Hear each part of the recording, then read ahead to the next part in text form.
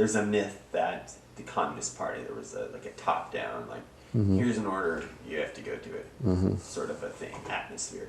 Did you see that in Seattle? And if it wasn't here, is Seattle different in itself from that? Is it its own? Is there more autonomy developing within the National Party for its various locations, or what? There isn't a straightforward yes or no answer to that kind of question, because the reality is that by and large, most of us agree about most issues. So there is a lot of unanimity. A lot of votes in our state committee have always been unanimous, not because they sort of have to be or there's a big pressure requiring it, but because we're all committed to the same organization, because there's certain fundamental things we agree about.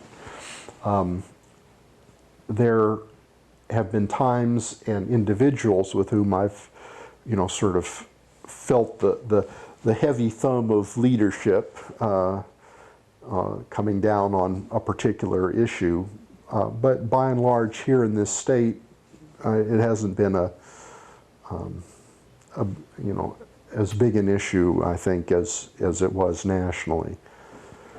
And nationally, I think that it's they're part of it because of a organizational heritage from the revolutionary period in the teens and 20s, from a sort of style that came out of that was still in existence in the 30s, when huge influxes of people came, and that's the culture they learned. And also some because of McCarthyism, which forced forced certain undemocratic things on us in order to survive. You can look at the same thing at communist parties in occupied France or Italy under fascism, where they ran like a military operation, and orders and cells, and you didn't know the next person, all that. And the reason was not because that's what communists want to function like, but that was the requirement of the politics of the time. So I think that had a huge impact on our internal culture. And nationally,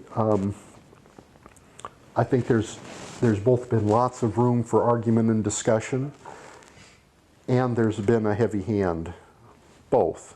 And you can't say it's one or the other, or one is prevalent over the other. They're both part of what we've been. We're still trying nowadays to continue to relax and function in a more relaxed and less unanimous manner, if you will. Though I think in this state, primarily under BJ's leadership, BJ consults to a fault, and was always very interested in finding out what people's opinions were and not trying to be heavy-handed. So I think they're coming around to our way of thinking more than, sort of a more relaxed style. And I wouldn't say that was a universal. In fact, I expect you could find a couple of people who say there have been a few occasions where I've been heavy-handed. But when you get into internal battles, big arguments,